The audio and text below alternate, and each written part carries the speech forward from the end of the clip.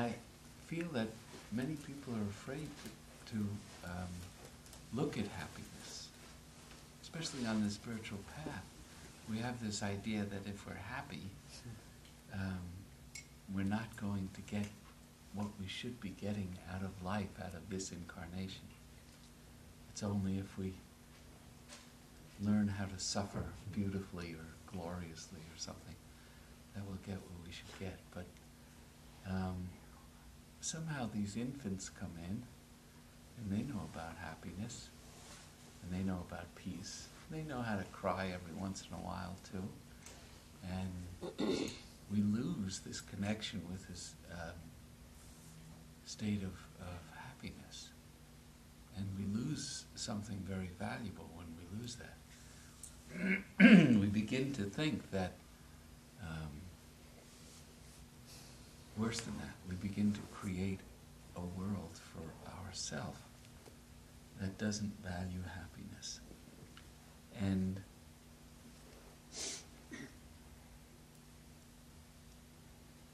there's difficulty in this world, as I said. We're going from one state to another. There's difficulty. But even in times of difficulty, there's the potential for happiness, moments of happiness. And they transform us.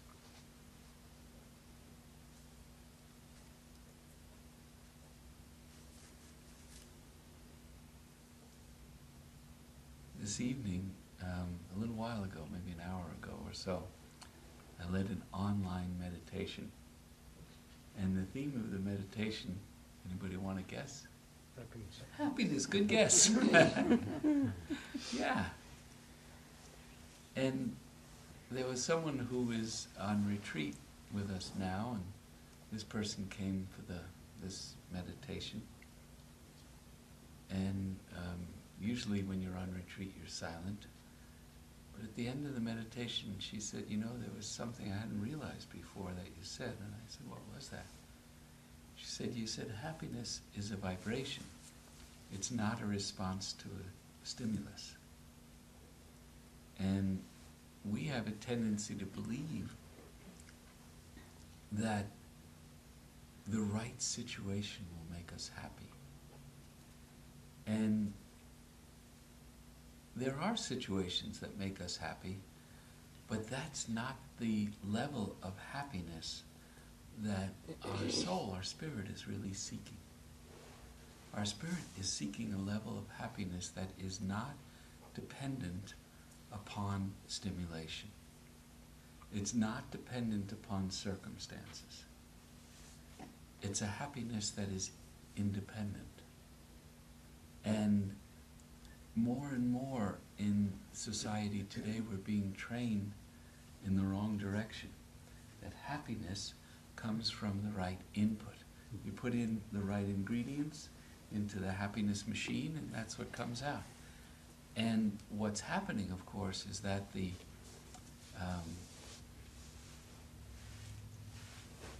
level of happiness is diminishing. People are less happy.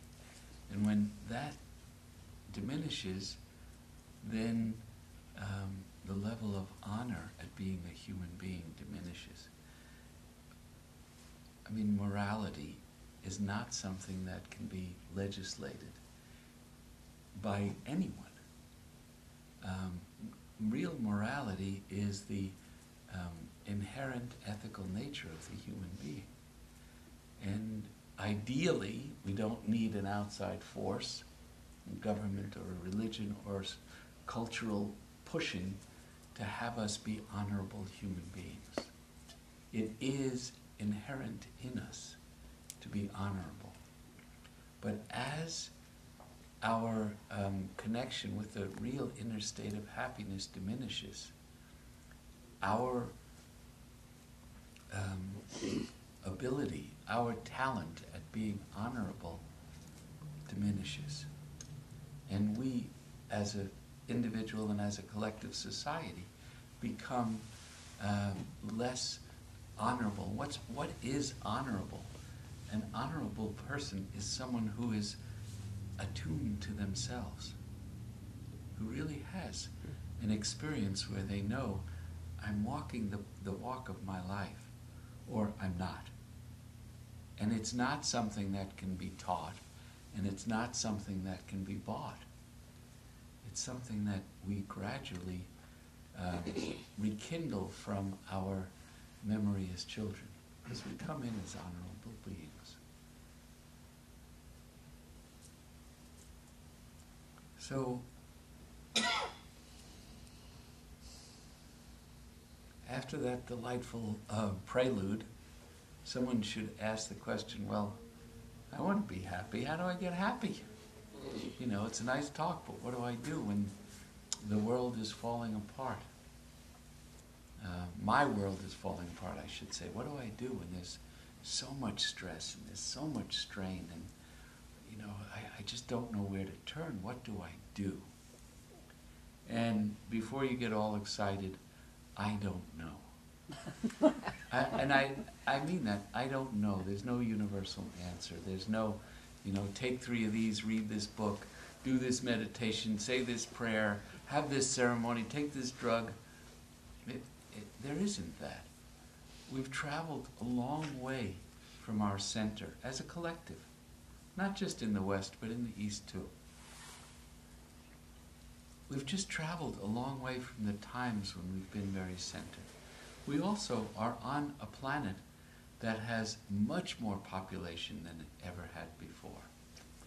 And it's not that we can't support it. We can easily support all the people that are on the earth now and that will come to the earth in the future. What we can't support is the level of greed that's here. Mm-hmm. But we can support the population if we behave honorably.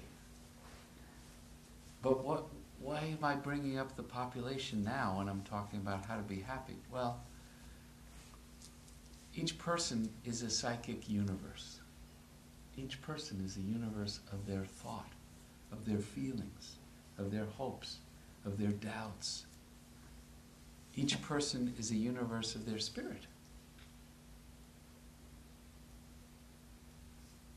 Each person is part of a caravan. And I'll come back to that in a second, but when there are so many people on the planet, there is so much psychic activity.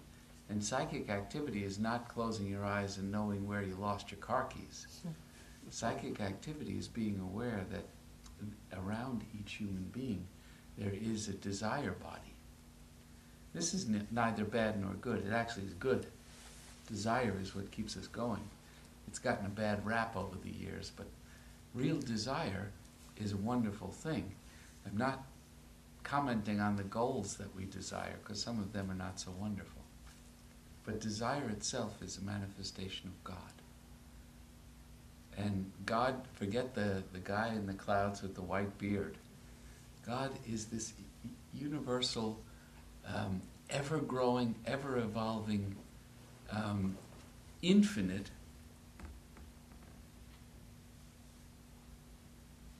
minutely incarnated and vastly unincarnated being that is love. We have to deal basically with the little teeny bit that's incarnate. The rest of it we can't know until we're part of that, and then we won't know anyway. So we just have our little universe to deal with, and as I said, there are a lot of little universes now on the planet, and they're trying to interact and having a rough go of it.